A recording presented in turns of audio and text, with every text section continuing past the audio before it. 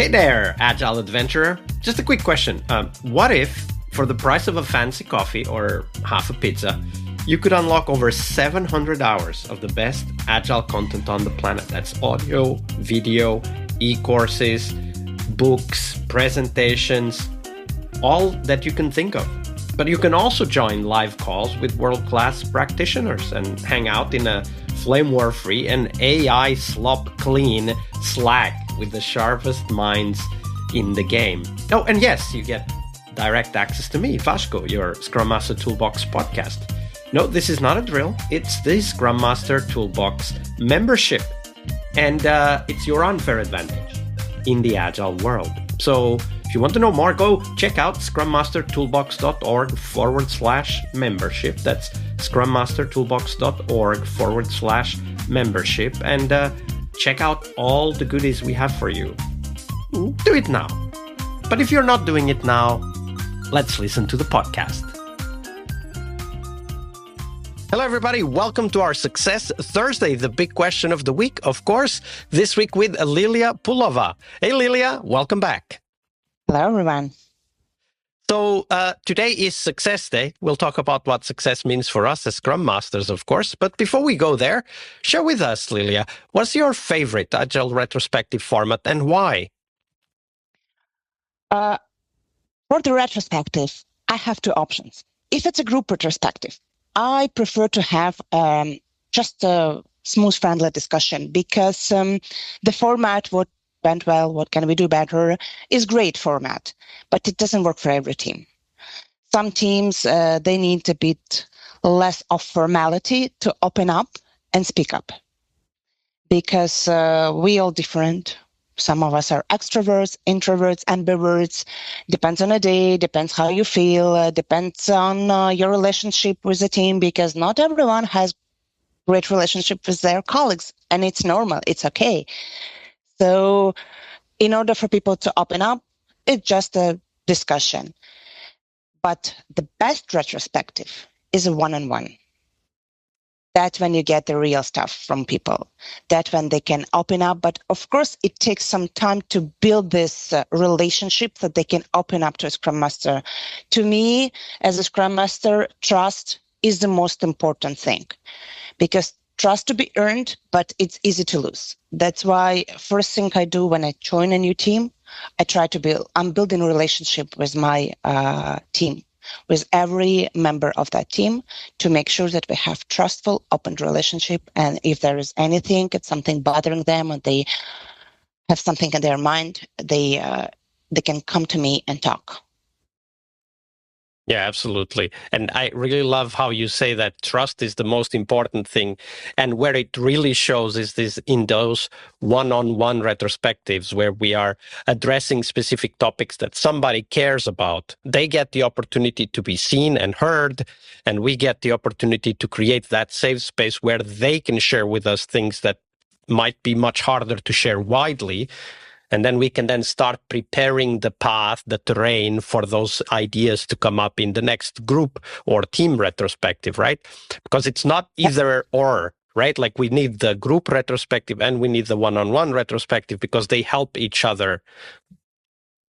Especially, I find it nowadays when a lot of us are working remotely. We don't see each other. We might never even meet in person, but it takes some time and skills to build this relationship remotely with somebody, so you trust each other and you open to each other. That takes some skills. Yeah, absolutely. Take some skills. And the retrospectives are great because they are the perfect space for us to be who we are meant to be, right? Like we are there to help teams and individuals succeed. And the retrospectives really open up the conversation for us to find what are the obstacles, what are the things that we can do. And talking about success, Lilia, of course, we do all of this because we want the team to succeed. We want the product or the business to succeed.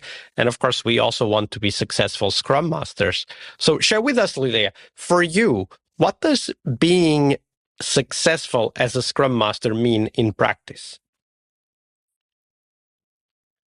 The question I once got in the interview, And my answer was like, I'm on the beach in Mexico drinking pina colada, and my team is fully functioning. They deliver good product at good time, at good quality. So I think the main, the successful Scrum Master is the one who coached his team and or her team and help them to become more mature and self-operated. That they know where they go, even without somebody by their side holding their hands or showing them direction. And they know how to get there. So when you look at your role as Scrum Master, how do you do it in practice, right? Like, what are the things that maybe the things you're observing, the actions that you're taking to be able to get to that outcome? I am training my teams to be more mature in a way that I give them more responsibility and accountability and let them decide. I might present them options, but it's their decision, their choice. And after some time, they already know the option they have for a particular situation, and they know where they want to go. So you're basically communicating to them this idea of choice, of opportunity, but also responsibility. Is that Yes. is that how you would phrase it? Yeah, I would say that way. Like, and when you think about our job as Scrum Masters, right? Like, we're with a team for whatever, months or years, depending on the state of the context. What are the things that you're looking at on a regular basis? Maybe, you know, in your Friday personal retrospective, you're looking at, or you have a set of things you ask yourself to reflect. What are those things that you're constantly thinking about to keep yourself accountable to yourself, right? Like, that you are really doing what you believe is important? first thing I'd say probably delivery. I check tickets on daily basis. Sometimes I say, okay, one ticket takes longer than usually. There must be some reason associated to it. So what is the reason? And also I'm very attentive at the daily stand-ups to see we do remote job mostly, and we use our cameras all the time. We have them opened so I can see emotions of people, to see their reactions on the situations, on some questions, or just how they're doing today, because I learned to read people with time. It helps a lot in a Scrum Master job, because I'd say it's probably one of the most important skills for Scrum Master, to see the small reactions, emotions of the person, to see why, to understand why this is happening. Mm. Well, is there any, like, from your own experience, you said, I've learned to read people over time. So, you know, identify emotions, identify triggers, and so on. Well, is there like a resource? Was there a book, or was there an experience that helped you to get to that ability to read people, as you say?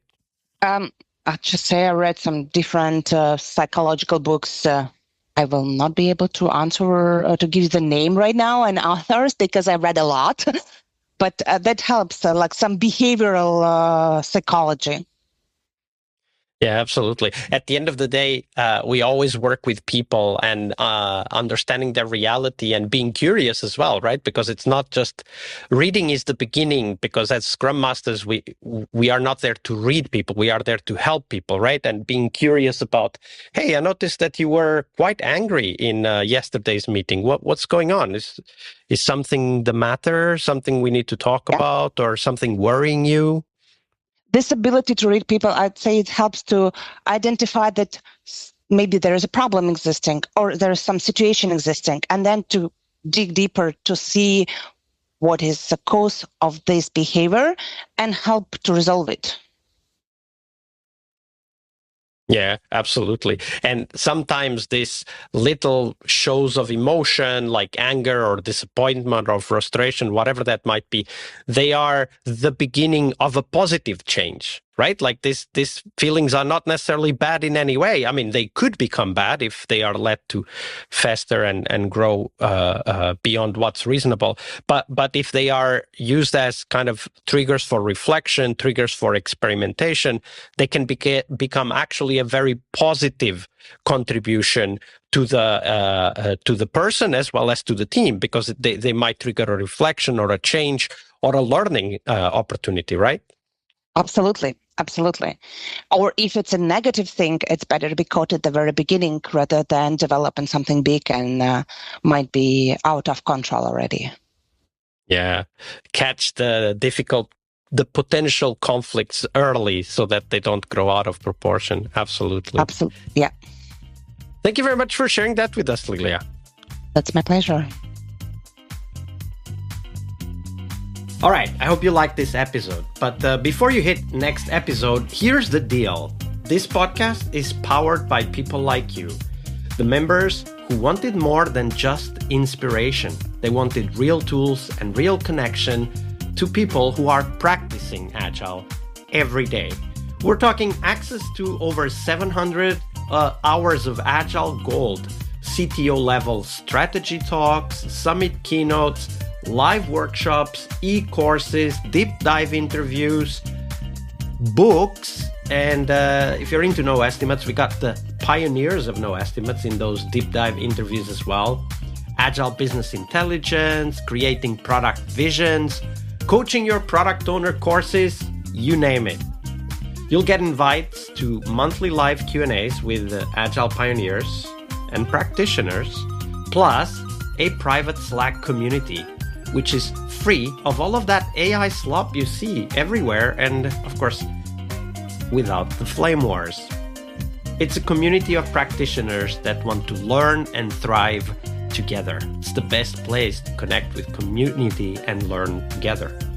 So if this podcast has helped you before, imagine what you will get from this podcast membership. So head on over to scrummastertoolbox.org/membership and join the community that's shaping the future of Agile. And we have so much for you. So check out all the details at scrummastertoolbox.org/membership, because listening is great, it's important, but doing it together, that's next level. I'll see you in the community Slack. We really hope you liked our show. And if you did, why not rate this podcast on Stitcher or iTunes? Share this podcast and let other Scrum Masters know about this valuable resource for their work.